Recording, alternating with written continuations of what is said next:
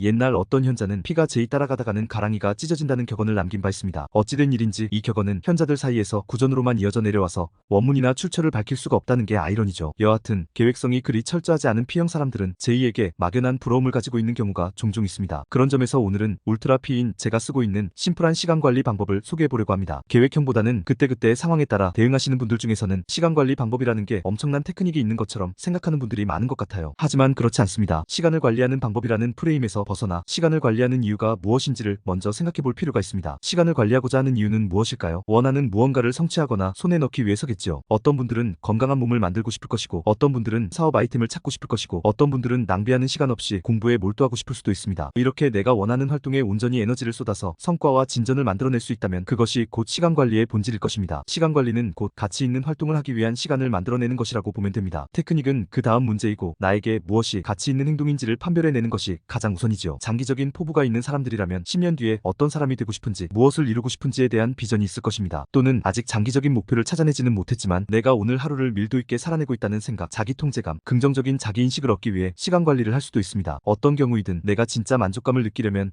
1년 뒤에 또는 최소한 6개월 뒤에 무엇을 손에 넣고 싶은지를 생각해보는 과정이 필요합니다. 진짜 원하는 게 무엇인지에 대한 진지한 탐구가 없이 무작정 갓생을 시도하시는 분들도 계십니다. 물론 그렇게 해도 단기적인 시간 관리를 할 수는 있겠지만 지속하기 위한 동기를 끌어내기는 역부족이라는 걸 경험했습니다. 따라서 시간 관리의 첫 번째 스텝은 나는 어떤 상태가 되면 만족스러울까를 고민해보는 것입니다. 사람마다 가치관이 다 다르거든요. 어떤 사람은 돈을 많이 벌고 싶다는 가치관이 있을 거고, 어떤 사람은 학식이 뛰어난 사람이 되고 싶다, 어떤 사람은 번듯한 직장에 취업하고 싶다 등등 사람마다 중요하게 여기는 게 모두 다르겠죠. 목표라는 단어를 너무 거창하게 생각하지 말고 나는 어떤 상태가 되면 가장 만족스러울 것인지 상상해보는 것부터 시작해봅시다. 그런 다음 그걸 이루기 위한 세부적인 플랜을 짜보는 것이죠. 우리가 시간 관리에 실패하는 이유는 너무 게을러서라기보다는 너무 많은 일을 하려고 해서입니다. 시간은 정해져 있는데 여러 가지 활동을 억지로 빽빽하게 배치하다 보면 일단 당장은 만족감을 느끼겠지만 곧 번아웃을 만나게 됩니다. 에너지가 분산되기 때문에 속도감 있게 무언가 추진되지도 않습니다. 운동도 하고 공부도 하고 취업 준비도 하고 SNS 활동도 하고 온갖 것을 다 이루고 싶어서 여러 가지를 체계적으로 목표를 세워놓으면 하나하나의 진척률이 너무 작아서 의미 있는 성과를 보지 못하거나 너무 더디다는 생각 때문에 지칠 수가 있습니다. 무언가 의미 있는 결과를 만들어내기 위해서는 일정 시간 이상 통째로 몰입하는 시간이 반드시 필요하게 마련이거든요. 그래서 저는 차라리 나에게 만족감을 가장 많이 가져다줄 활동 한두 개 정도만 선정해서 그걸 이루기 위한 활동에 집중하는 편입니다. 제 흉내를 내는 P들의 문제점은 모든 환경을 질서정연하게 통제하려고 한다는 겁니다. 루틴에 너무 얽매이고 질서를 너무 중요시하는 건데, 그러다 보면 정작 의미 있는 활동에는 시간을 투입하지 못한 채 지치게 되죠. 계획적이지 않은 타입이라면 질서정연한 삶을 살려고 애쓰기보다는 가장 중요한 것부터 일단 빨리 챙기는 전략으로 가야 합니다. 불났는데 이것도 챙기고 저것도 챙기다가는 목숨을 못 챙기게 되죠. 예를 들어 연말까지 책 한 권을 쓰겠다.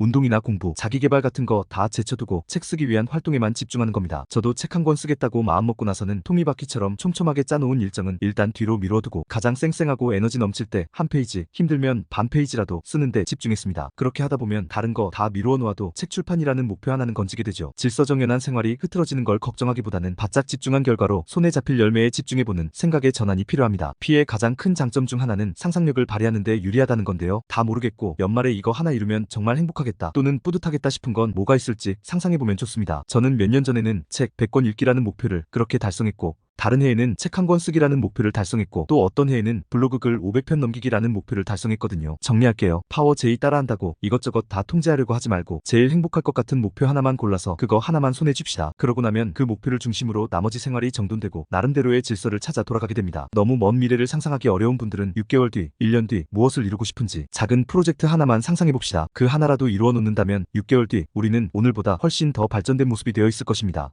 오늘 제가 준비한 영상은 여기까지입니다. 도움이 되셨으면 구독과 좋아요 버튼을 눌러주시고 이 영상을 주위 분들에게도 공유해주세요. 저는 다음 시간에 더 재미있고 유익한 영상으로 여러분을 찾아오도록 하겠습니다. 감사합니다. 다음 시간에 만나요.